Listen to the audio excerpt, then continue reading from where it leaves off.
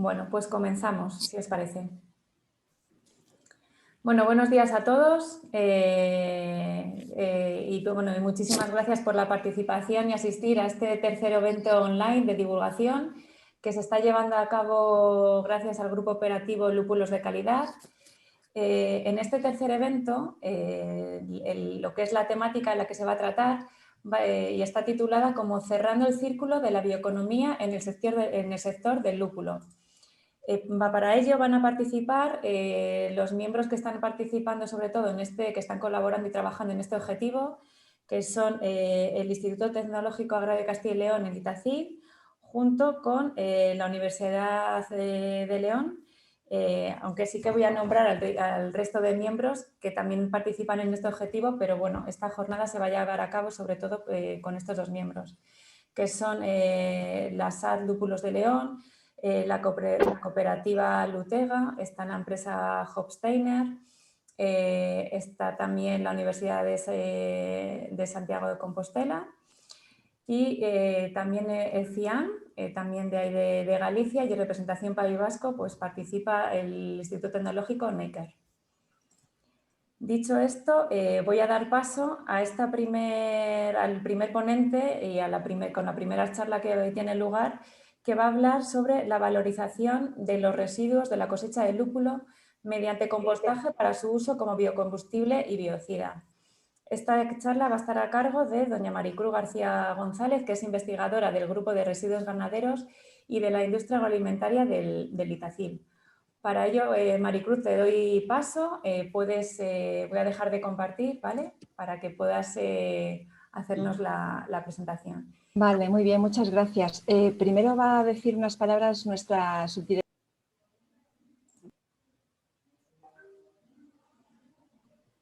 No, Maricruz, el sonido.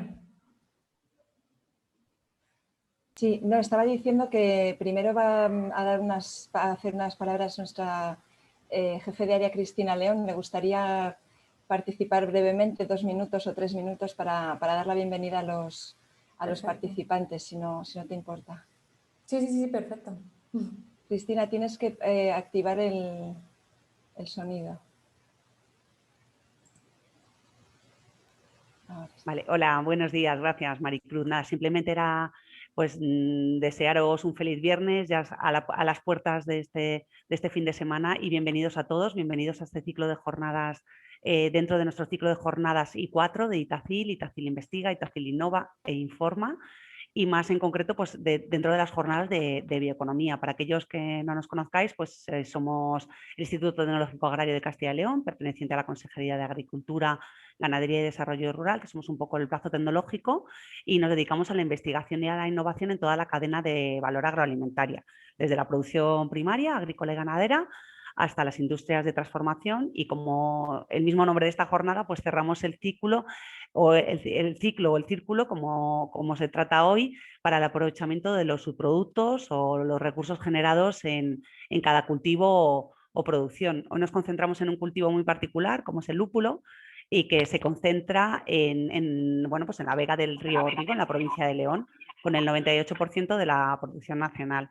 Antes, en la década de los 80, yo siempre he oído hablar de que era el oro verde, ¿no? Por su relevancia económica, y se llegaron a cultivar 1.700 hectáreas. Hoy son mucho menos, creo que un tercio, ¿no? En torno a las 550 hectáreas.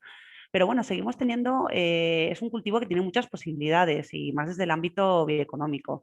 Consideramos que es muy importante, desde luego desde ITACIL. Para nosotros también estamos viendo y descubriendo por qué puede ser más todavía ese oro verde, y porque debemos producirlo además pues de una forma rentable, pero que sea sostenible medioambientalmente, pero también socialmente. Y es que el lúpulo creemos que va más allá de la cerveza, pero además en la zona tiene un patrimonio cultural y social muy, muy importante para el territorio, y pueden abrirse pues otras nuevas formas de competitividad con valor añadido. Por ello trabajamos en la investigación e innovación en el lúpulo, pero cubriendo toda la cadena de valor, desde la implantación en cultivo, la cosecha, el secado, hasta buscar peculiares sustancias presentes en este cultivo y que son y han sido importantes para el sector cervecero, pero que creemos que pueden ir un poquito más allá y pueden tener nuevas aplicaciones, como pueden ser terapéuticas, cosméticas o otras de las que os van a hablar los compañeros, tanto mis compañeros de ITACIL como como la compañera de la Universidad de León.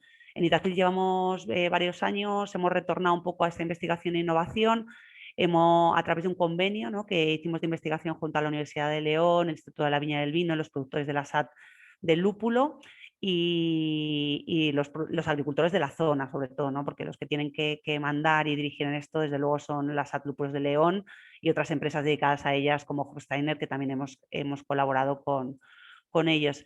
Para nosotros ahora, además de la parte agrícola, desde luego, es muy importante la línea de investigación que llevamos desde nuestro centro de biocombustibles y bioproductos, situado en el propio corazón lupulero, en Villarejo del Órbigo. Y bueno, pues nuestra investigación se centra en buscar algo más, más allá de la cerveza, ¿no? Ver que esa lupulina, ese polvo del cono del lúpulo, que contiene importantes compuestos bioactivos, beneficiosos para la salud, antiinflamatorios, antisépticos, sedantes, digestivos. Le buscamos nuevas aplicaciones y por ello pues participamos en varios proyectos, ahora un nuevo proyecto europeo, una BBI, y en otros como cofinanciados con fondos FEADER a través del Plan de Desarrollo Rural, en el que estamos trabajando en identificar estos compuestos y distintas aplicaciones del mismo. Y entonces, pues como estáis viendo, hay mucho lúpulo, todas esas propiedades además no se quedan en la lupulina, en el cono, sino que vemos que también van a sus residuos, y esto es la parte que se ha integrado ahora mismo en este grupo operativo de lúpulos de calidad que financia el Ministerio de Agricultura y Pesca, Alimentación y Medio Ambiente, y en el que participamos, como ha dicho María Luisa, pues varias comunidades. Entonces, bueno, pues este proyecto ya lo explicaréis ahora mismo en lo que se está trabajando desde Itacil. Concretamente, pues trabajamos en el reciclaje de los residuos de la cosecha del lúpulo a través del compostaje, que es un proceso muy sencillo, que creemos que se puede implantar de manera muy fácil en la zona, que también buscamos eso siempre. O sea, la investigación, la innovación y más este tipo de proyectos de grupos operativos tiene que ir a que se aplique de forma muy sencilla en el sector, lo que nosotros investigamos, y ver cómo este producto que se obtiene, el compost, tiene además propiedades muy buenas para el suelo, pero además buscamos un algo más allá, ¿no? Que incluso que puedan servir como, bueno, pues biocidas o aportar como bioestimulantes, ¿no? Y bueno, esto todo nos lo van a contar mis compañeros Maricruz García González y David Ruano. Luego agradecer también al grupo de Pedro Casquero, que fue el que nos invitó a participar en este grupo operativo, y bueno, pues hoy está Sara Mayo acompañándonos también para hablar de cómo el lúpulo, ¿no?, pues puede ayudar a otras plantas.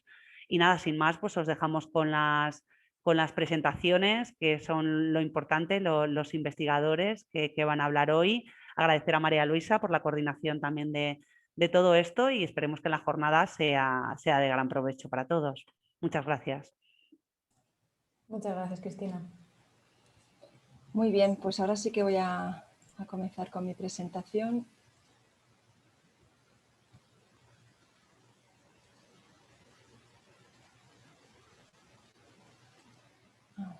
¿Veis la presentación, verdad? Sí, vale. Sí. Bueno, pues muchas gracias, Luisa y Cristina, y buenos días a todos los asistentes a esta jornada, que espero que les resulte interesante lo que vamos a comentar hoy. Nosotros hemos participado en este proyecto, el grupo operativo Lúpulos de Calidad, en la valorización de los residuos de la cosecha del lúpulo mediante compostaje. Y hoy les vamos a hablar, aparte del proceso, no solamente del proceso, sino que también les vamos a hablar de un trabajo que está haciendo el compañero David Ruano sobre el efecto bioestimulante o biocida que pueda tener este compost. No nos quedamos solamente en lo que es el compost, sino que vamos un poquito más allá y estamos haciendo otros estudios con ese compost para ver si le podemos dar también otro valor, ¿no? Voy a introducir un poquito lo que es el proceso de compostaje, porque a lo mejor muchos de ustedes no lo conocen. Entonces, de forma muy breve, ¿qué queremos conseguir con el compost o con el proceso de compostaje? Pues queremos conseguir la transformación de un residuo orgánico en un elemento libre de patógenos, estable y también libre de semillas de malas hierbas, que se puede aplicar al suelo como enmienda, aportando materia orgánica, bien como abono orgánico, aportando nutrientes como nitrógeno, fósforo, carbono, o bien como un sustrato de crecimiento vegetal. El compost se puede utilizar de estas tres formas diferentes. Una de las definiciones de lo que es el compost o el compostaje es la descomposición biológica en condiciones aerobias y controladas de los residuos orgánicos. La descomposición biológica significa que es un proceso en el que están implicados organismos, microorganismos, no solamente bacterias, sino también hongos, que necesitan unas condiciones aerobias, es decir, necesitan oxígeno para poder llevar a cabo el proceso. Perdón. Y tiene que darse en condiciones controladas porque queremos evitar fenómenos de putrefacción y fenómenos de fermentaciones que no son adecuadas para producir el compost. Entonces siempre tenemos unos parámetros de control con los que conseguimos pues, optimizar este proceso y producir un compost de calidad, que es de lo que se trata. Por lo tanto, tenemos diferentes entradas en una pila de compost y diferentes salidas, como pueden ver en este pequeño esquema, ¿no? Las entradas, ¿cuáles serían? Pues serían organismos, microorganismos, el oxígeno, el aire que se necesita para llevar a cabo este proceso.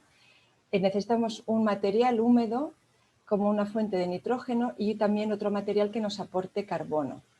Y, por supuesto, agua. Todo esto tiene que darse en unas condiciones de determinada humedad, porque si no los microorganismos no pueden trabajar de forma optimizada.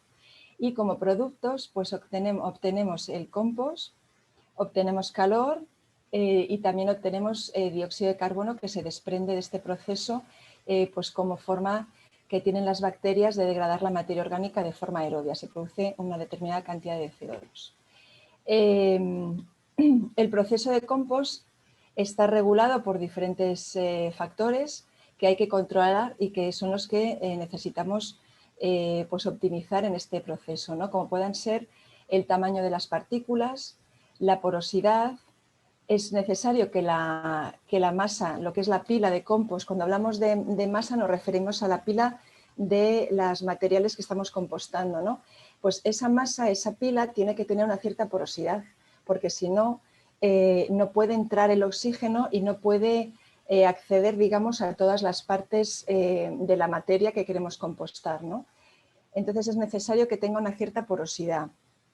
La cantidad de nutrientes también es muy importante. Es necesario que tengamos una relación carbono-nitrógeno adecuada. Tiene que estar normalmente entre 20 y 35, aunque bueno, hay literatura que también habla de 15, 30. Eso depende un poco de las fuentes que se miren. Pero bueno, generalmente se acepta que deben estar en la relación carbono-nitrógeno entre 20 y 35.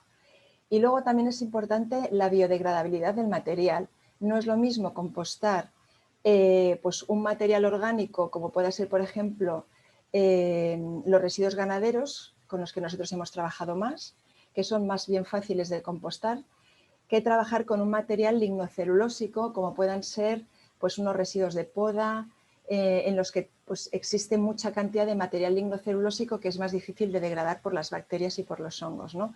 Se composta bien, pero tarda más tiempo. Entonces, también depende de la biodegradabilidad de ese material que el proceso de compostaje sea más rápido o menos rápido en el tiempo. En cuanto a las condiciones en las que debe desarrollarse el proceso, es necesario tener aireación, porque si no, no va a funcionar. Se van a producir fenómenos de fermentaciones y olores desagradables, etcétera, que no nos conviene.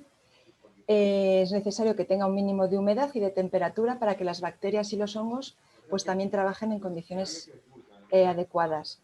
El pH también es interesante que esté entre 5 y 8, aunque también se han dado procesos entre 3 y 11. Pero bueno, generalmente también tiene que ser un pH adecuado para las bacterias y los hongos. Los hongos toleran medios ligeramente más ácidos que las bacterias. El proceso de compostaje sigue varias fases. La vamos a ver después en los resultados que les presento. Muy brevemente, consta de 4 fases, que son la mesófila, la termófila, la fase de enfriamiento y la fase de maduración. La fase mesófila, la termófila y la de enfriamiento suele durar entre 1 y 2 meses, aunque también depende del material que nosotros tengamos, puede durar más. Y la fase de maduración puede durar entre 2 y 4 meses o más tiempo incluso, ¿no? Depende un poco, pues eso, sobre todo del material con el que partamos. ¿Por qué son importantes las fases, sobre todo mesófila y termófila? Pues porque son las fases en las que se van a dar las mayores, digamos, reacciones de bioxidación de la materia orgánica. Es donde se van a dar más rápidamente las fases de degradación de la materia orgánica y de transformación en otros elementos más estables, ¿no? Que son después los que son interesantes de cara a aportar ese compost al suelo. Normalmente la fase bioxidativa se alcanza en temperaturas altas de entre 60 y 70 grados y en esa fase también se consigue higienizar de cierta forma la pila de compost, el material. No se esteriliza porque no se consigue una esterilización, pero sí se higieniza sobre todo de cara a semillas de malas hierbas que se pueden inactivar y algunos patógenos también, algunos microorganismos patógenos se pueden también inactivar. Entonces es una fase en la que tratamos de alcanzar temperaturas lo más altas posible. También hay que tener en cuenta que se puede quemar la pila, tampoco podemos llegar a unas temperaturas demasiado altas porque se han dado casos en los que se pueden quemar las pilas. Entonces, por eso hay que controlar bien la temperatura, trata de alcanzar entre 60 y 70 grados, pero sin llegar a que se queme. Y aportar, en caso de que se alcancen temperaturas muy altas, pues se puede enfriar con agua, ¿no? Es lo que se suele hacer. Nuestro objetivo en este proyecto ha sido determinar la viabilidad del proceso de gestión de residuos orgánicos procedentes del procesamiento de lúpulo mediante el compostaje. Y no nos hemos quedado solamente ahí, sino que hemos querido ir un poquito más allá y, como les va a explicar mi compañero David, pues después van a ver cómo él está realizando ciertos estudios para ver ese compost si tiene algún efecto bioestimulante o de otro carácter biocida para ver si es adecuado para otro tipo de cultivos, ¿no? Por lo tanto, yo me voy a centrar más en lo que es el proceso de compostaje y él después a continuación les explicará un poco mejor lo que estamos haciendo con el compost.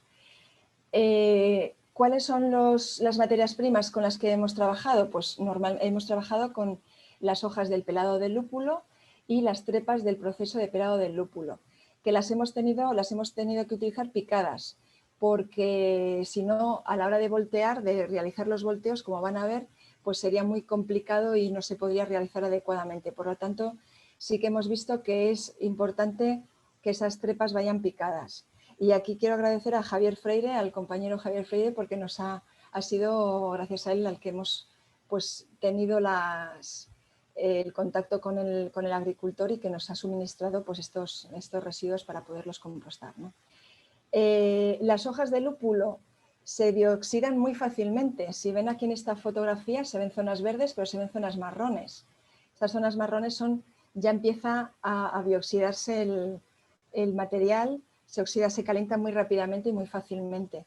Entonces, bueno, pues si es posible, se debería compostar lo antes posible, pero bueno, si no es posible, pues hay que esperar a tener bastante residuo para poder realizar el compostaje. Hemos utilizado también una pequeña cantidad de estiércol de vacuno porque queríamos aportar una cantidad de nitrógeno a la masa y también no estábamos muy seguros de cómo iba a ser esa subida de temperatura para realizar la fase de bioxidación y nosotros, por experiencias previas que tenemos, sabemos que los residuos ganaderos aumentan mucho la temperatura de la masa, de forma que el proceso de bioxidación, el proceso inicial, empieza más rápidamente. Por lo tanto, consideramos importante mezclar cierta cantidad de estiércol de vacuno para dar, digamos, ese poder calorífico a la masa y que empezase a compostar lo más rápidamente posible. En total hemos utilizado cerca de 11.000 kilos de residuos entre trepas y hojas y unos 1.900 kilos de estiércol de vacuno. La mezcla la iniciamos con una relación carbono-nitrógeno de 16. Se nos quedó un poco corta y, como van a ver, pues hemos tenido que corregirla durante el proceso. Esta es realmente cómo es el residuo, ¿no? Ya está un poquito oxidado, tiene otro aspecto de al principio que se veía más verde y lo hemos mezclado, como le decía, con el estiércol de vacuno, en este caso el vacuno de carne, y tiene alguna cantidad de paja. Y este es el mezclado que hemos realizado. El mezclado lo hemos realizado por volteo, muy simple, con un tractor, y con una pala. Esto lo podría realizar cualquier agricultor. Hemos hecho pilas simples, una pila simple, de forma que también pues, el agricultor la podría realizar en su propio terreno.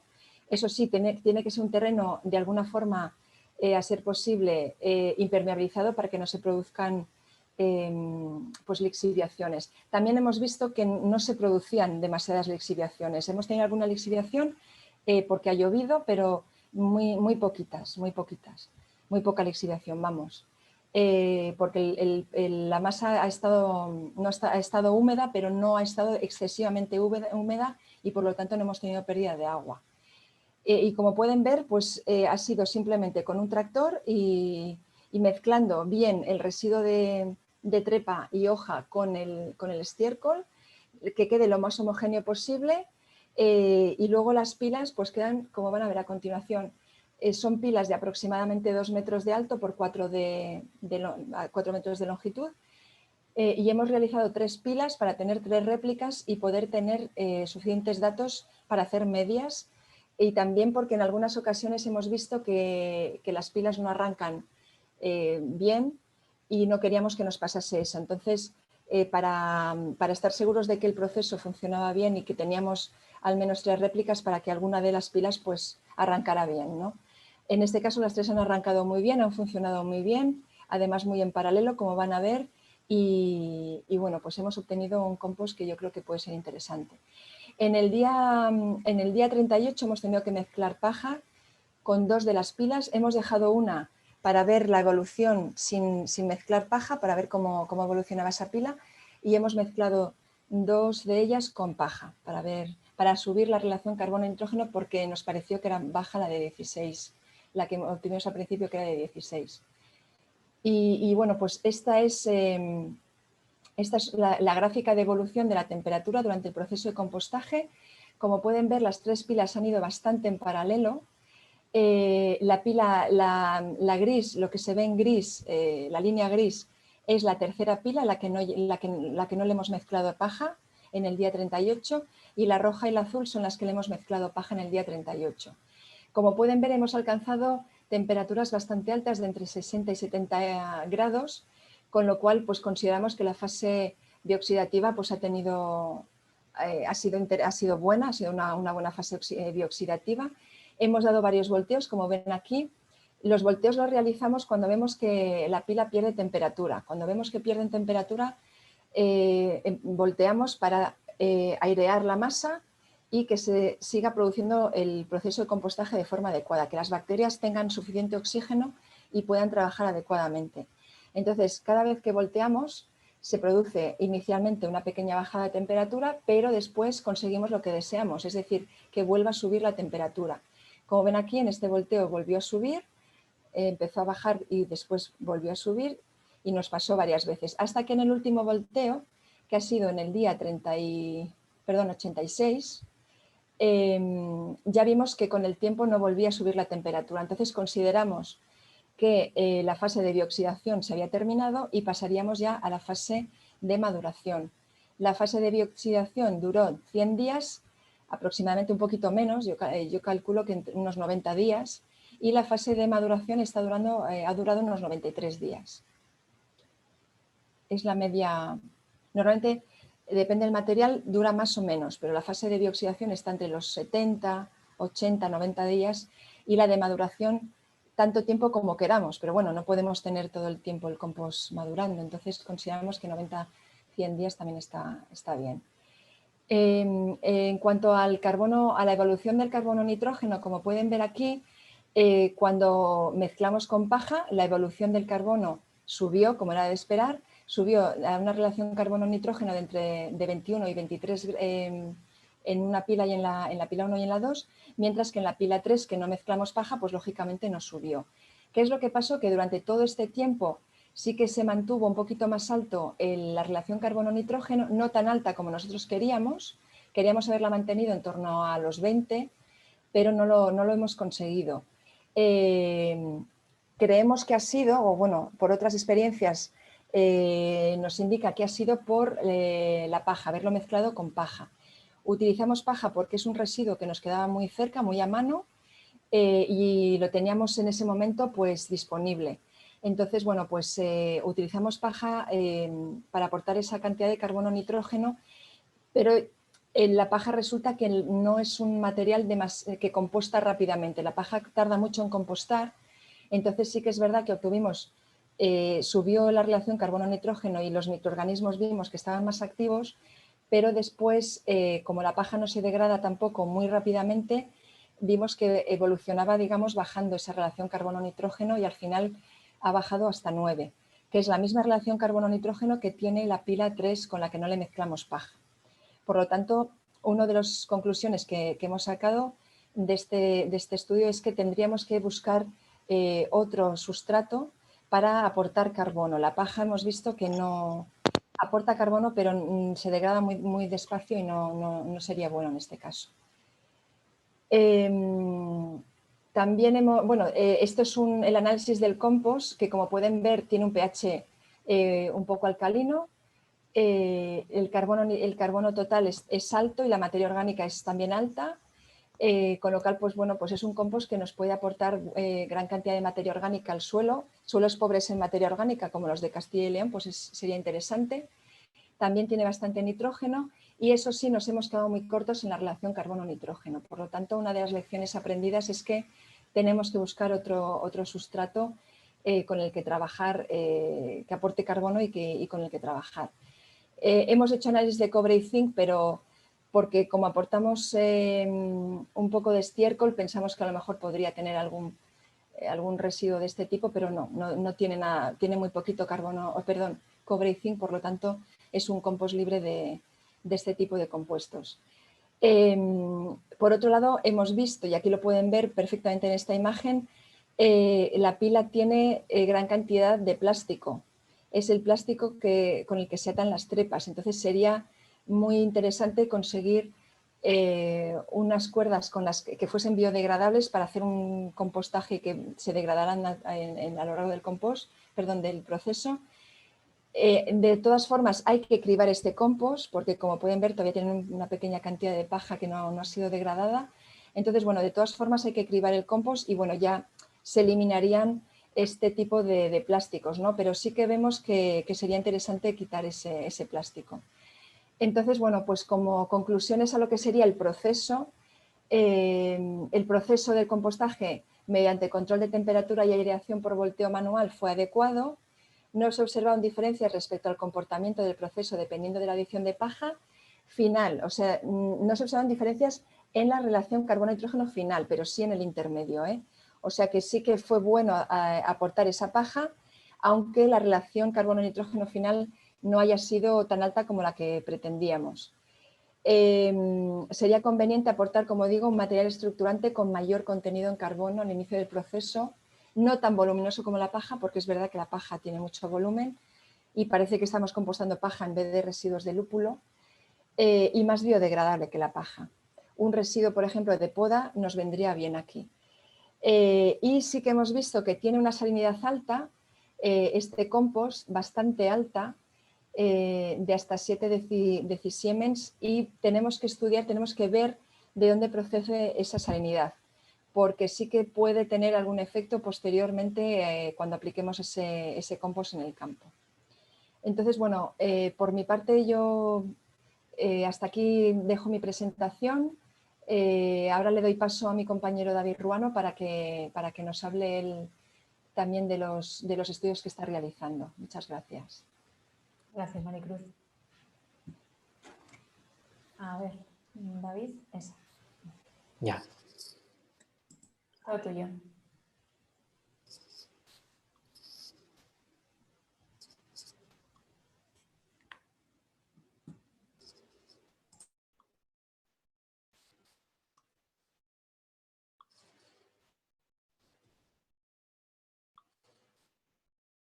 Vale, ¿se ve? Sí, perfecto. Sí, ¿no? Vale. Pues buenos días. Como ya han dicho, mi nombre es David Ruano, soy fitopatólogo, trabajo en el Instituto Tecnológico Agrario de Castilla y León Y nada, pues voy a hablaros de la parte que estamos realizando con respecto a la bioestimulación y la capacidad biocida que pueda tener el compost, tanto el compost como el té de compost que se puede obtener a partir del propio compost. Las actividades que se están realizando, algunas se han terminado, otras están todavía en ejecución porque hemos tenido que esperar a que el compost estuviera ya finalizado para poder arrancar con estas actividades, con lo cual algunas están todavía en proceso de realización. Se ha estudiado la fitotoxicidad del compost y del té de compost, el efecto que tienen ambos sobre los parámetros de crecimiento en pimiento, en lúpulo, en lechuga, y también se va a estudiar en tomate. Efecto que tienen sobre la comunidad microbiana cultivable, el efecto antimicrobiano del té de compost y del propio compost, actividad antimicrobiana del compost y del té de compost, efecto del compost y del té de compost en biosolarización y qué efecto pueden tener ante un estrés abiótico como sería el uso de aguas salobres. Hemos partido del compost que ha comentado Maricruz, utilizando las pilas 1 y 2, que si recuerdan eran aquellas a las que se le había añadido la paja. Se optó comenzar el estudio con estas pilas por lo que se ha comentado anteriormente de la baja relación carbono-nitrógeno que había y que se añadió esta paja para tratar de mejorarla. Entonces se partió de estas pilas de compost. Tras el tamizado, pues se ha preparado un sustrato que combinaba turba, arena, perlita y al que se le añadió en las plantas en los tratamientos que así lo necesitaban, un 10% del compost. Para la realización del té de compost se ha realizado un proceso, una solución 1,5 peso-volumen, utilizando compost y agua de grifo desgasificada durante un par de horas a temperatura ambiente. Para desgasificarla simplemente se ha utilizado aireadores de pecera y posteriormente pues, se ha dejado en aireación con estos aireadores de pecera durante 48 horas a temperatura ambiente sin agitación. Transcurridos estos 2 días, se filtró con filtro con poro micrométrico y obteníamos el té de compost para los tratamientos. Con respecto a la fitotoxicidad, se ha realizado el índice de germinación de Zucchini en berro y en lechuga. Se ha utilizado estas dos semillas porque son las que se suelen utilizar para hacer este tipo de estudio. Este es el estudio de Zucchini. Y ha consistido pues, en el uso del compost o bien el compost. Para utilizar el compost se ha realizado una infusión de compost. Las semillas se han dispuesto en placas de Petri y se le ha añadido bien o la infusión o el té de compost. Y transcurridos 3 días se ha comenzado a medir la radícula de las semillas. Primero se veía si habían germinado, el índice de germinación, y luego la longitud de la semilla, de la raíz. También se ha estudiado pues, en plantas se está estudiando en plantas de lúpulo, lechuga, pimiento y tomate a diferentes concentraciones de compost. Con respecto al índice de germinación de Zucchini, hemos podido ver que las semillas que fueron tratadas con la infusión de compost, pues la diferencia entre una infusión y el té de compost es que el té de compost se deja durante más tiempo, se deja durante 2 días, 5 días, 7 días, hay diferentes protocolos para obtener el té de compost, mientras que la infusión de compost simplemente es durante media hora se pone en agitación una cantidad determinada bueno, en este caso ha sido 1,10 de peso-volumen, se deja en agitación durante media hora, luego se filtra y ese agua es lo que se conoce como infusión que es lo que nos permite realizar el test de Zucconi. Hemos podido ver que para la infusión de compost sí existen diferencias significativas en lo que respecta al desarrollo de la radícula, tanto en berro como en lechuga. Y hemos observado que existe un menor crecimiento en aquellas que habían sido tratadas con la infusión del té de compost, de la infusión. Quizá esto podría estar muy asociado a esa conductividad tan alta que comentaba Maricruz antes, dado que se ha visto que el compost tiene una cantidad de sales muy alta, hasta de 7, 17, y eso es bastante alto. Sin embargo, con respecto al té de compost, no existe diferencias significativas, no existe una promoción del crecimiento de la radícula, pero tampoco existe una inhibición. Con respecto al efecto que puedan tener tanto el compost como el té de compost sobre los parámetros de crecimiento, pues en el caso del pimiento se ha estudiado la emergencia hasta la formación de cotiledones, hasta la formación de primer par de hojas, el crecimiento, el área foliar y el peso fresco, peso seco. Para el crecimiento, el área foliar y el peso seco, peso fresco, de momento no tenemos datos, solamente de crecimiento a los 2 meses tras la siembra.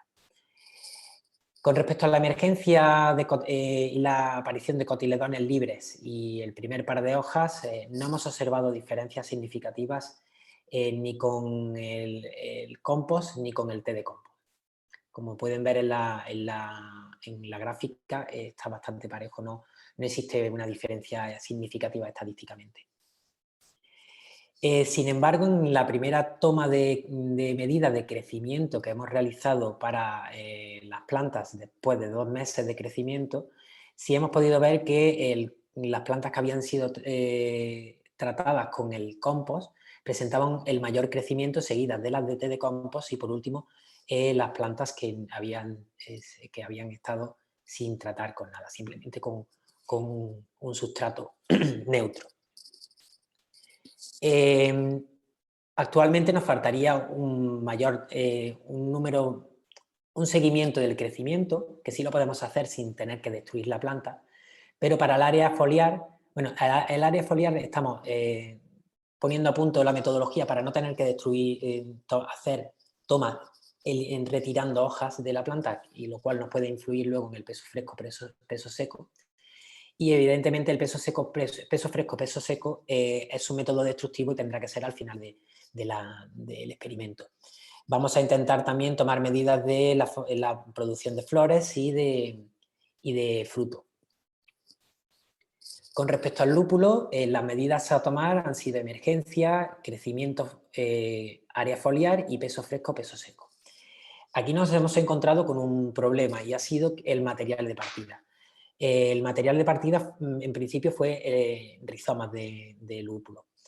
Esto ha dado lugar a que sea muy difícil evaluar la emergencia y el crecimiento debido a la propia naturaleza del material, ya que las diferencias que observábamos se debían principalmente a la calidad, podríamos decir, del propio rizoma. A pesar de que intentamos que todos los rizomas tuvieran un tamaño aproximadamente similar, sí hemos observado que el crecimiento era muy dispar y que no nos permitía evaluar realmente si el compost o el té de compost tenía algún efecto en esa emergencia, en ese desarrollo de las primeras etapas del desarrollo de la planta. Con el crecimiento nos ha pasado igual. Esa descompensación que había entre los rizomas ha dado lugar a que había plantas que nos llegaban al techo del invernadero y otras que estaban apenas emergiendo en ese momento. Con lo cual nos hemos visto obligados a andar podando las plantas y con lo cual el crecimiento no lo hemos podido evaluar. El área foliar, estamos pendientes de esta puesta a punto de la metodología a través de una aplicación para móvil que nos permite calcular directamente el área foliar. Y el peso seco, peso fresco es algo destructivo, pero tampoco este material nos va a permitir obtener información debido a esa descompensación del crecimiento que comentaba anteriormente. Tenemos puestas nuestras esperanzas en utilizar esqueje, ya que el esqueje nos va a permitir partir de un material un material inicial que va a ser más semejante en todos los tratamientos. Además, nos va a permitir también estudiar el enraizamiento. Y aquí sí podremos obtener quizás mayor información sobre crecimiento y el peso fresco, peso seco, porque podremos delimitarlo a una fecha determinada y creemos que todos podrán tener un desarrollo similar. Hemos realizado también en lechuga. En este caso, pues solamente se ha probado el compost. Y hemos utilizado 25% de compost, 50 y 75. Aquí ya podemos ver cómo con respecto a las plantas control existe bastante diferencia. Podemos ver que el 50% ya la planta se está desarrollando de forma más lenta. Y si ya la comparamos con la de 75, es mucho mayor la inhibición del crecimiento que tiene. Aquí creemos que puede estar asociado a la alta fitotoxicidad que pueda tener por el efecto de las sales. También, como comentaba Maricruz,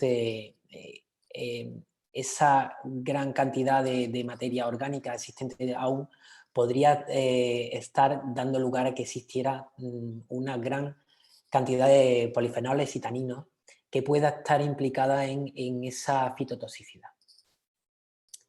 Aquí se ve ya a raíz desnuda de forma comparativa y podemos ver cómo la de 75% está afectando mucho al desarrollo de la planta. Y ya con respecto al peso seco, peso fresco, ya que las medidas de desarrollo de la planta aún no las tenemos, pero en lo que respecta al peso fresco, peso seco, tanto de la parte aérea como de la raíz, sí observamos que existe una gran inhibición debida a unas altas concentraciones conforme va aumentando el compost, el porcentaje de compost. Ya con respecto al peso seco podemos ver que la concentración de 50% y 75% se iguala, no existirían diferencias significativas. Hemos comenzado ya a realizar el estudio de la comunidad microbiana cultivable tanto en el compost como en el té de compost. Se está realizando pues, el estudio de los hongos totales a través de 2 medios de cultivo, un medio generalista de PDA ácido para evitar el crecimiento de las bacterias o PDA con rosa de bengala también para evitar el crecimiento de bacterias. Concentración de bacterias cultivables totales y bacterias esporulables, utilizando agar nutritivo con ciclosamida, que es un inhibidor fúngico. La concentración de actinomicetos, utilizando agar sintético de Gauss con dicromato potásico. Y para el estudio de la calidad microbiológica que comentaba Maricruz anteriormente, pues vamos a realizar el estudio de qué concentración de E. coli coliformes y salmonella existen en el compost, y para ello se van a utilizar placas comerciales de Petrifilm, de 3M o de Biorad, un test rápido de salmonella. Y también queremos ver la evolución que tiene en los tratamientos a nivel de microbiología, ecología microbiana, utilizando las placas de Biolog, que son unas placas que permiten observar el metabolismo de diferentes fuentes de carbono y nos puede dar una idea de cómo puede evolucionar una comunidad microbiana. Estamos realizando el estudio antimicrobiano del té de compost. Se está probando frente a diferentes patógenos de plantas, como son hongos de la familia Botryosphaeraceae, principalmente Neofusicoccus y Diplodia, que junto con Phaeomoniella y Phaeacremonium son hongos que dan lugar a enfermedades de madera, tanto en vid como en muchos otros patógenos, en muchos otros huéspedes. Y también se está probando frente a diferentes especies frente a diferentes aislados de Verticillium dali, que es un hongo patógeno de suelo de gran importancia en muchos cultivos y que afecta desde al olivar, al lúpulo, al pimiento, tiene una gran importancia a nivel agronómico. Actualmente se ha puesto un estudio, se está realizando un estudio para ver el efecto que podría tener sobre la verticilosis en lúpulo y en pimiento. Y se está estudiando la actividad también antimicrobiana del té de compost en enfermedades de madera. Se va a utilizar Neofusicoccus parvum, que es un hongo de la familia Botryophareaceae que da lugar a decaimientos por Botryopha aerea. Actualmente las plantas pues se sembraron esquejes de sarmientos y tenemos plantas tanto de tinta de toro como de verdejo preparadas para ser inoculadas a final de mes. Se han estado tratando con té de compost puro, pulverizando una vez por semana, y se van a hacer un tratamiento preventivo y curativo una vez que hagamos la inoculación. Este experimento va a tardar tiempo en dar fruto porque hay que esperar a que la planta desarrolle todo su ciclo y posteriormente pues, se estudiarán las necrosis que haya producido el hongo y intentaremos ver si ha habido algún tipo de efecto preventivo o curativo por parte del té de compost. Se está comenzando un experimento para ver si se podría utilizar como biosolarización el compost y el efecto que podría tener también el té de compost a nivel de suelo. Para ello vamos a utilizar de nuevo verticillium, ya que produce una serie de estructuras que se llaman microesclerosios, que son estructuras de resistencia que pueden darle una perdurabilidad en el suelo de incluso hasta 20 años. Y uno de los tratamientos que está recogido para el control de este patógeno en suelo es la solarización. La solarización consiste en, sobre un suelo humedecido, colocar un plástico de polietileno con un gramaje determinado, con muy pocas micras de gramaje, que permite el paso de la radiación y se calienta el suelo.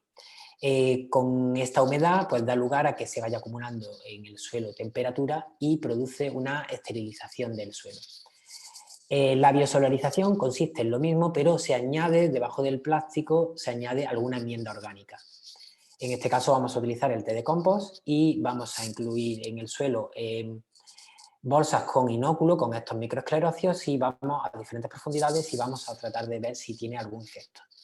Esto podría ser extrapolable a otros patógenos de suelo, como podría ser Fusarium o podrían ser Rhizoctonia, otro tipo de podredumbres o patógenos como micetos, como Phytophthora. Para ello vamos a utilizar simulaciones de microparcelas, contenedores de 1 metro cúbico de capacidad. Y por último, vamos a ver si el té de compost podría tener algún tipo de efecto protector frente a un estrés abiótico. En este caso vamos a utilizar como estrés abiótico el uso de aguas salobres. Se va a utilizar 3 tratamientos. Uno sería el de tratamiento con agua convencional, que aquí en Valladolid está aproximadamente en 0,3 diezisiemen de conductividad, y se va a utilizar un tratamiento moderado, de salinidad moderada, que vendría a ser en torno a 3 diezisiemen, y un tratamiento de salinidad alta de 6 diezisiemen. El té de compost hemos visto que tiene una conductividad de aproximadamente 3 diezisiemen, con lo cual ya tendríamos este tratamiento de salinidad moderada. Y la idea es ver si podría dar lugar a algún tipo de mejora en el efecto que puede tener sobre la planta la salinidad. Estamos utilizando para ello plantas de Salvia sclaria, ya que bueno, aquí en el centro una compañera tiene experiencia con este cultivo y estos tratamientos de salinidad, ya que ella está realizando estudios de salinidad en este cultivo. Y bueno, eso es todo por mi parte. Espero haber dejado claras las cosas y nada, encantado de haber expuesto lo que estamos realizando desde Vitacil en esta parte de bioestimulación y biocida. Muchísimas gracias, David. Bueno, pues continuamos con la siguiente ponencia. En este caso vamos a dar paso ya a la Universidad de León con la ponencia Patentando la bioeconomía circular y si el lúpulo puede ayudar a otras plantas. En este caso a cargo de doña Sara Mayo Prieto del Grupo de Ingeniería y Agricultura Sostenible de la Universidad de León. Sara, gracias, María Luisa.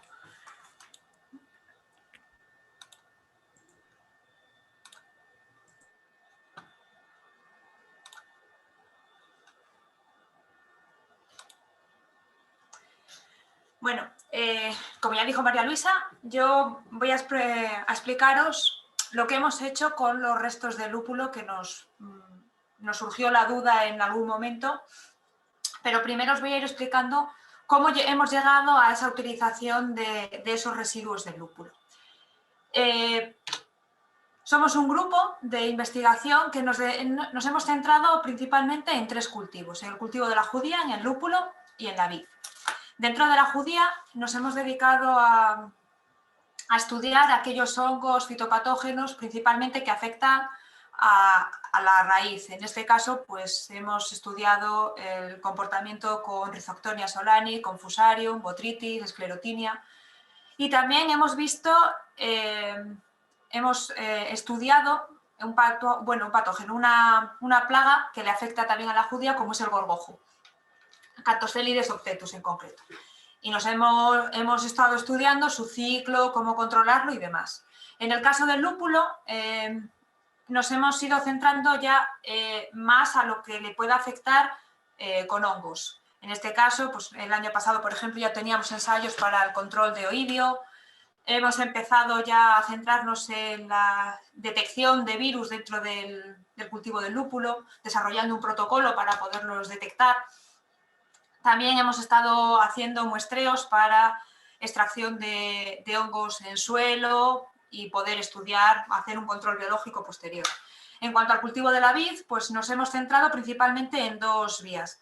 Una en el cultivo, en el control de un insecto, en este caso es Xylotrecus arbicola, y en enfermedades de madera de vid.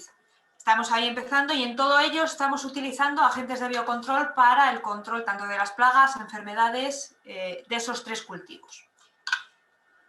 Lo que hacemos nosotros es, gracias a los agricultores que nos dejan ir a coger muestras o ellos mismos nos traen muestras al laboratorio de diagnóstico, lo que hacemos es un muestreo, tanto de la parte aérea como del sistema radicular y del suelo que puede rodear. De ahí lo que hacemos es seleccionamos aquellos hongos que nos puedan interesar, bien sean patógenos o bien sean agentes de biocontrol. En este caso nosotros estamos más especializados en el agente de biocontrol Tricoderma. Pero bueno, vamos a ir seleccionándolo y vemos a ver cómo podemos controlar esas plagas o esas enfermedades que aparecen. Lo que hacemos es, hacemos interacciones, bien, enfrentamos a esos agentes de biocontrol que tenemos seleccionado con agentes patógenos o con insectos, para ver si son capaces de controlarlos. También hacemos análisis genéticos, viendo cómo se comporta la planta, si se ve afectada por esos estreses bióticos, bien sea por el patógeno o bien sea por el agente de biocontrol. Y vemos qué genes se expresan, se inducen o se deprimen en presencia de uno o de otro. También vemos cómo responde esa planta metabolómicamente a ese estrés biótico. Y vemos qué productos segrega en mayor o menor medida que sean significativos respecto a una planta control para saber cómo puede responder la planta a esas cosas. También en esa selección de microorganismos lo hacemos de distintas maneras. En este caso, lo que vemos es en una misma placa Petri hemos sembrado un organismo patógeno, en este caso es Rhizoctonia solani, y tricoderma. Los hemos puesto a crecer en la misma placa y vemos cómo es capaz de crecer el agente de biocontrol, en este caso tricoderma, y limitar el desarrollo del patógeno que es Rhizoctonia. Otra forma de hacerlo, lo vemos aquí, es en placas Petri, se colocan membranas, se pone a crecer tricoderma, se dejan durante 48 horas, transcurrido ese tiempo se retira esa membrana y bien podemos poner a crecer un patógeno o un agente de biocontrol para ver cómo le puede afectar los metabolitos que ha segregado previamente ese agente de biocontrol en el medio a su desarrollo. Y de ahí medimos y comprobamos a ver cómo puede ser, cómo es el desarrollo de ese organismo. Todo esto también lo combinamos con ensayos en planta, tenemos ensayos en cámaras de cultivo, en invernaderos y en campo, para poder ver todas estas interacciones. De ahí os he mencionado muchas veces lo que es un agente de control biológico. Y un agente de control biológico no deja de ser más que un organismo que es distinto al hombre, que tiene una capacidad de reducir la población del agente causante de la enfermedad o bien reducir esos efectos que pueda ocasionar. Dicho agente se puede emplear solo o bien combinado con dosis de insecticidas o fungicidas químicos para así controlar esa plaga o esa enfermedad. También con ello se reduce el impacto que pueda aplicarse en el medio. Agentes biológicos hay de distintos tipos, hay bacterias, hongos, insectos y demás. Algunos de bacterias están Agrobacterium, Pseudomonas, Streptomyces, Bacillus, entre otros. Y otros hongos pueden ser Gliocarium, Tricoderma, Pelomyces, Candida, Conitiorium. Yo me voy a centrar más en Tricoderma porque es en lo que nosotros estamos más especializados.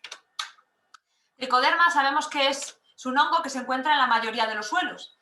Tiene un crecimiento muy rápido, es oportunista y es simbionte no virulento. Entonces sabemos que le va a provocar unos beneficios a la planta.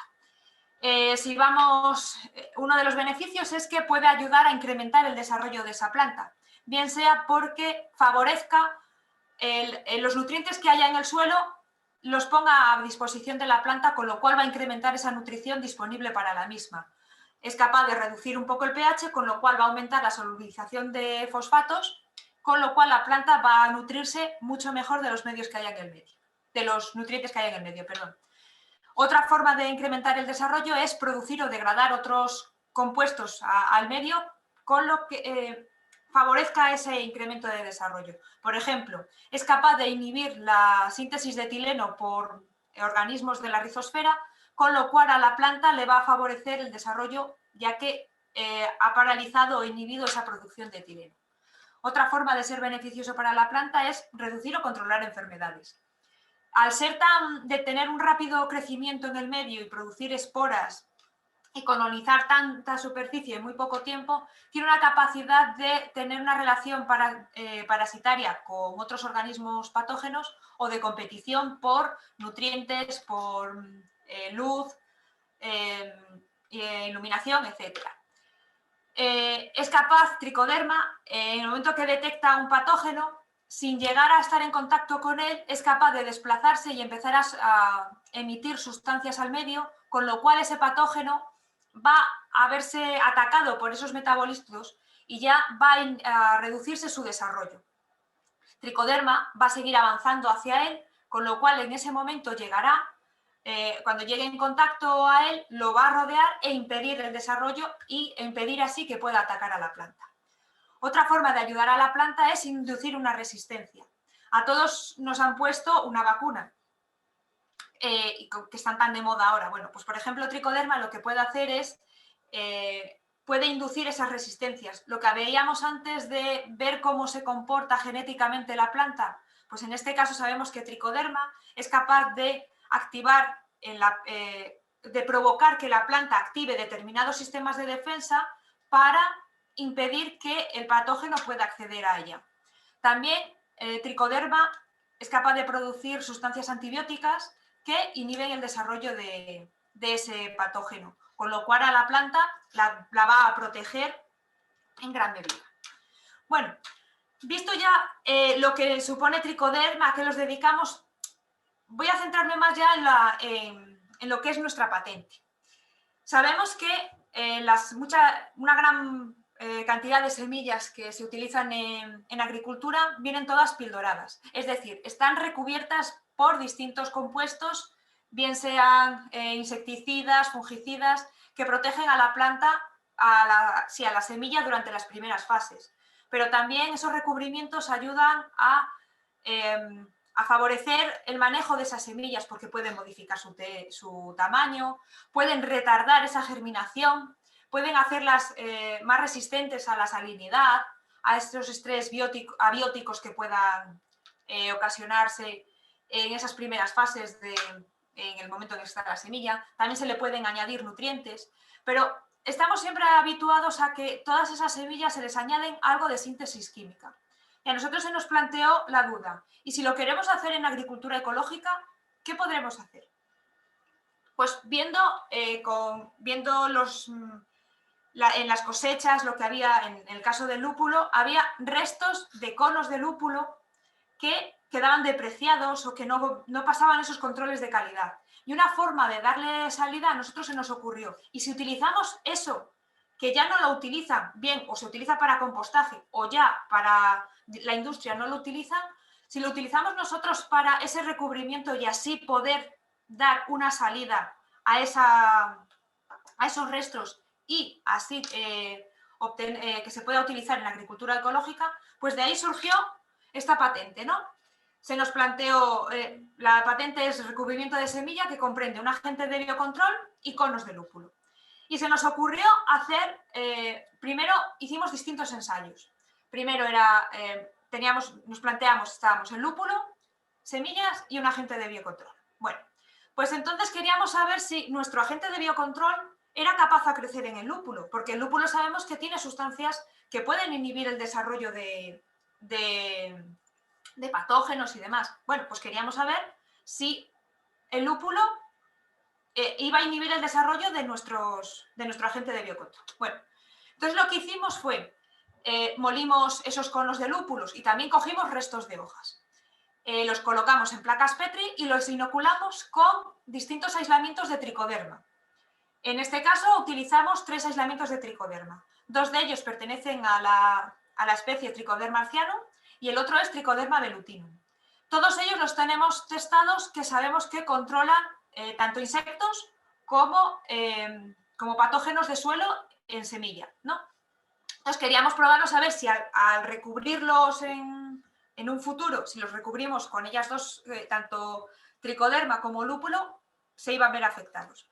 Entonces los dejamos 15 días en contacto, bien con restos de conos o bien con restos de hojas, y lo que observamos es que aquellos aislamientos, en este caso pertenecientes a Tricoderma arcianum, experimentaban un desarrollo medido en microgramos de cada una de ellas.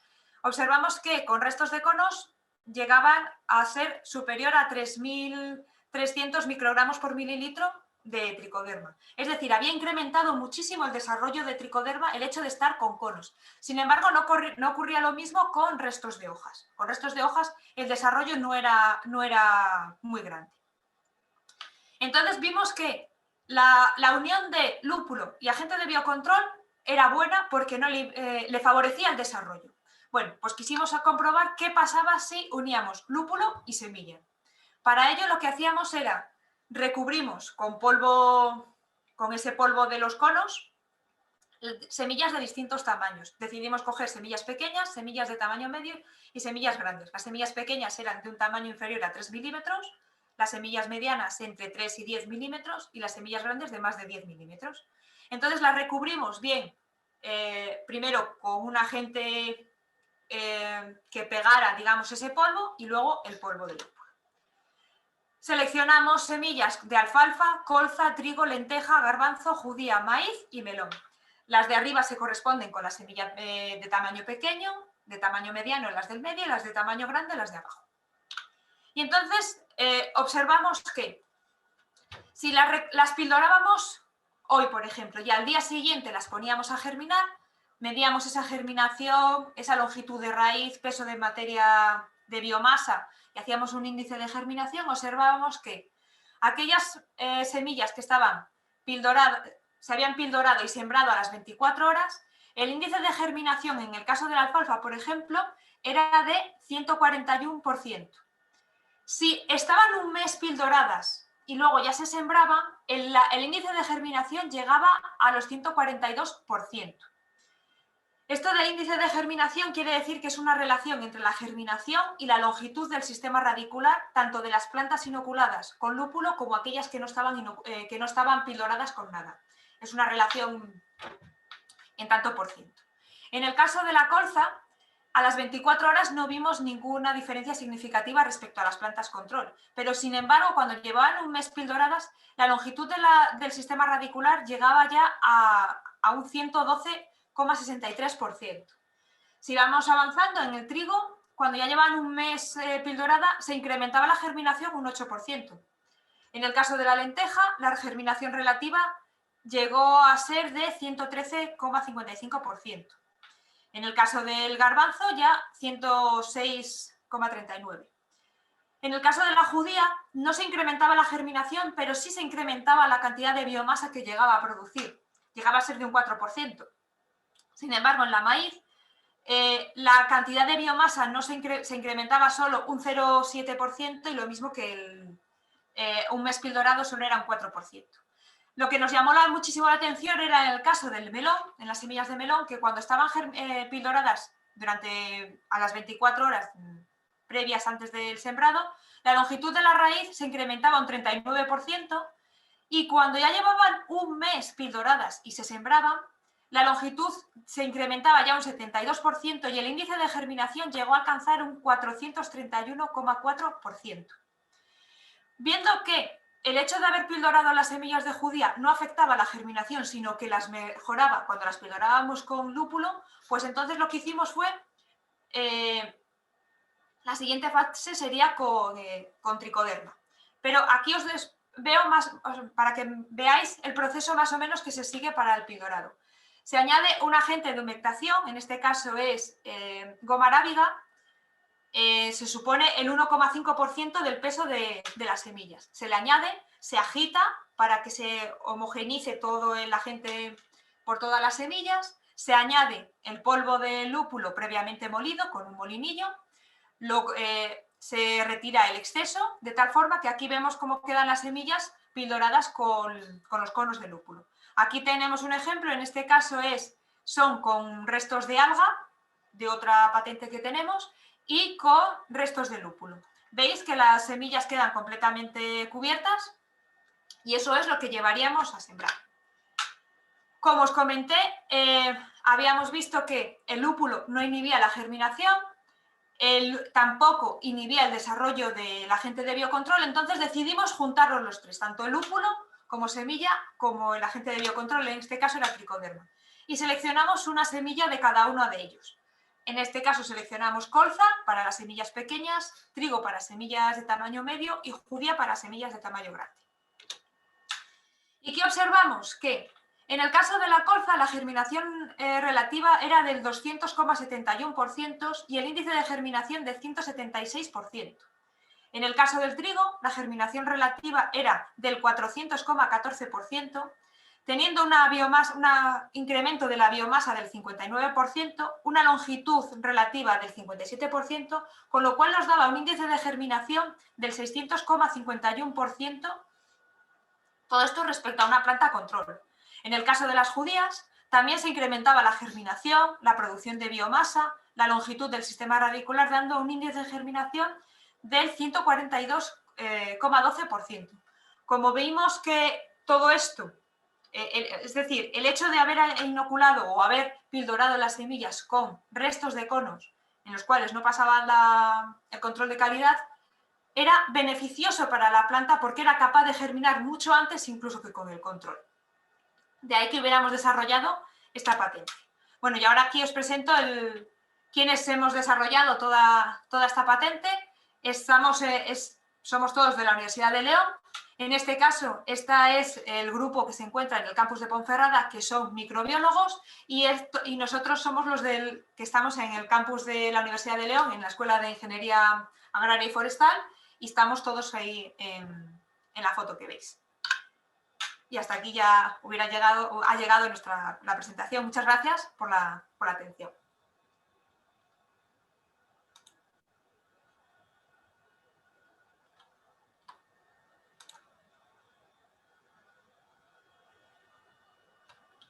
No se te oye, María Luisa.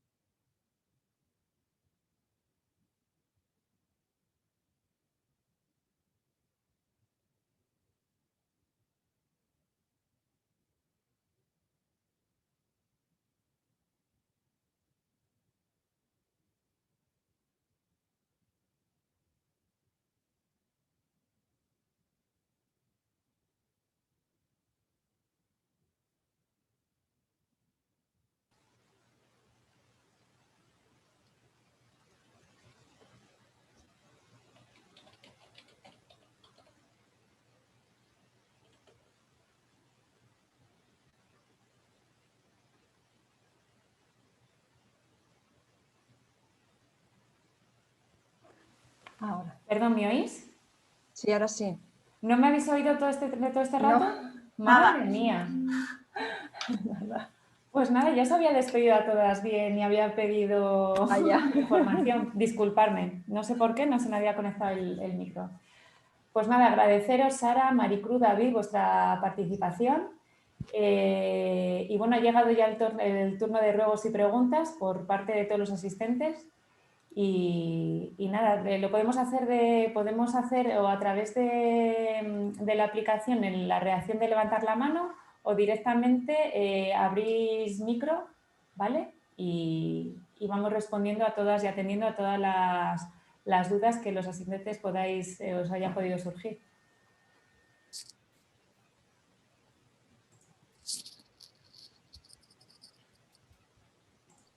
A ver, Belén. Te activo, activa el micrófono, por favor. Te lo acabo de solicitar. Ya.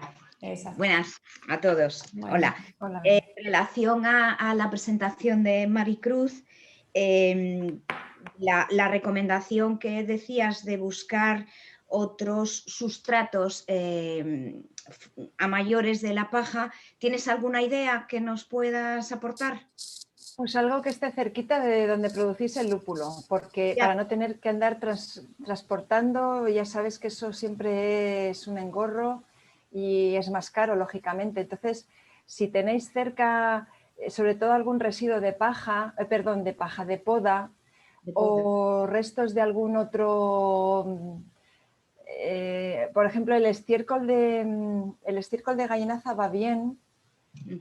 En pequeña cantidad, porque hemos visto, eso sí que tiene bastante nitrógeno, entonces en pequeña cantidad el estiércol de gallinaza puede ir muy bien, el de pollo, pero eso te va a aportar más nitrógeno, entonces para aportar el carbono te iría muy bien un residuo de poda, de algún resto que tengáis por ahí cerca, lo más cerca posible. Bien. Y la gallinaza o el residuo ganadero no es imprescindible porque hemos visto que tiene bastante nitrógeno el lúpulo, pero sí que es verdad que para arrancar, para que coja temperatura al principio, sí que podría ser bueno, vamos, puede servir. Vale, y respecto a que estamos ensayando también la utilización de cuerdas que no sean de plástico o que sean de plásticos biodegradables y compostables, o sino también alguna cuerda de fibras naturales, cáñamo, fibra de coco, ¿te parecería correcto esa utilización? Mejor, ¿no? Mejor porque vamos a ver, aunque ahora tengamos que hacer un cribado porque tenemos que cribar el compost, pero siempre quedan restos de pequeños trocitos de plástico. Y de todas formas, verlos así en las pilas, a ver, a nosotros no nos hace ningún problema, ¿no? Pero te quiero decir que es feo. Claro. Y luego se mezcla mucho con el compost y es eso, que después pueden quedar algún trocito pequeño de plástico que vaya al suelo y bueno, pues eso nunca es bueno, ¿no? Entonces, si se puede utilizar algún producto biodegradable, mejor. Sí, mucho mejor. Maricruz, te voy a hacer una pregunta que nos hace un participante en la reunión, Santiago, Sí. y nos dice que respecto al material de compostaje, si está previsto seguir haciendo pruebas encaminadas al uso del compostaje en agricultura ecológica. Para que el compost se pueda utilizar en agricultura ecológica, el material tiene que venir de un productor ecológico. Entonces, si tenemos residuos de lúpulo que vengan de un productor ecológico, sí se puede hacer compost para agricultura ecológica. Sí, sí. Nosotros ahora mismo pensado hacerlo en el marco de este proyecto, no tenemos pensado hacer más objetivos. Se acaba el proyecto ahora, entonces no podemos seguir, pero sí sería interesante, claro, sí. Pero ya digo que el material tiene que venir de un agricultor ecológico, Claro. que produzcan ecológico. Si no, la legislación, por lo menos en Castilla y León, así lo pide. Cualquier material que se vaya a utilizar en agricultura ecológica tiene que provenir de un productor en ecológico. Entonces, también incluye el compost. Gracias. No sé si hay algún participante más que quiera hacer alguna pregunta. Aprovechar que tenemos aquí a Sara, Maricruz y David.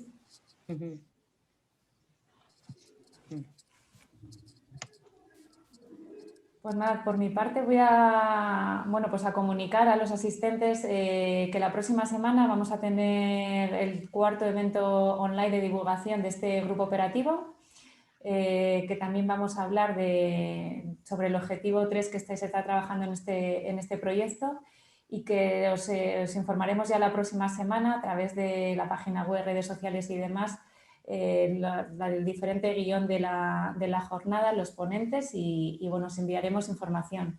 No obstante, el lunes os enviaremos también un email con la jornada de hoy grabada, porque sí que ha habido gente que bueno, nos ha escrito que finalmente no ha podido asistir y bueno, y también se publicará en la página web, ¿vale? Para que si a alguien le ha quedado alguna duda y lo quiere volver a ver, pues que tenga acceso a ello. Mirad, nos comenta Javier, le llama la atención de la alta salinidad del compost, que como vemos afecta a la germinación. ¿Alguna idea del motivo? Pues la salinidad tiene que venir o una de dos, o viene en el material, tiene que venir en el material de partida que estamos compostando. Entonces, al principio es verdad que no hemos hecho análisis de conductividad eléctrica porque no pensábamos que el lúpulo pudiera tener mucha conductividad eléctrica. Sí sabemos que los residuos ganaderos tienen bastante conductividad eléctrica, tienen bastante salinidad y estamos viendo si vienen o bien del lúpulo o vienen del residuo ganadero que hemos utilizado. Pero aún así, el residuo ganadero que hemos utilizado es muy poca cantidad y aunque aporte algo de salinidad, creo que no debería de aportar tanta. Entonces estamos viendo de dónde viene esta salinidad. Estamos haciendo análisis de nuevo a los materiales de partida que tenemos guardados en nevera, vamos, y estamos viendo de dónde viene. Pero tiene que venir del material de partida porque en el proceso de compostaje no le hemos añadido absolutamente nada más que un poquito de agua que hemos regado las pilas y el agua de lluvia, que el agua de lluvia tampoco tiene que aportar nada de salinidad, entiendo yo. Entonces, el material es fundamentalmente el que tiene que aportar esa salinidad. Estamos viendo de dónde viene, sí.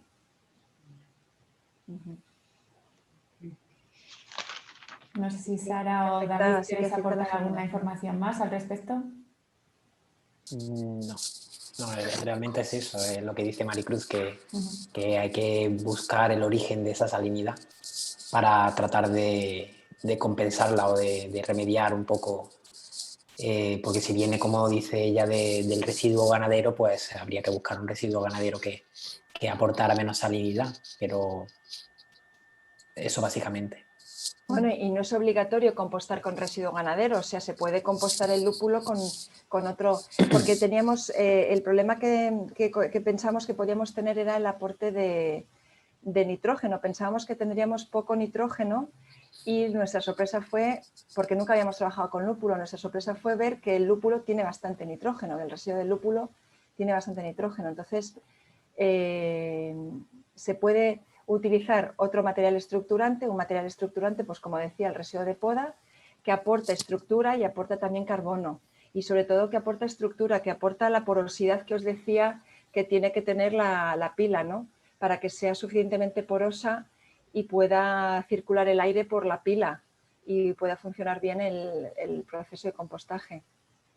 El proceso, como habéis visto, es simple, es muy simple, es simplemente ver con un termómetro la temperatura, ir midiendo la temperatura, ir viendo, no es y sobre todo cuando ya se tiene un poco de mano, ya se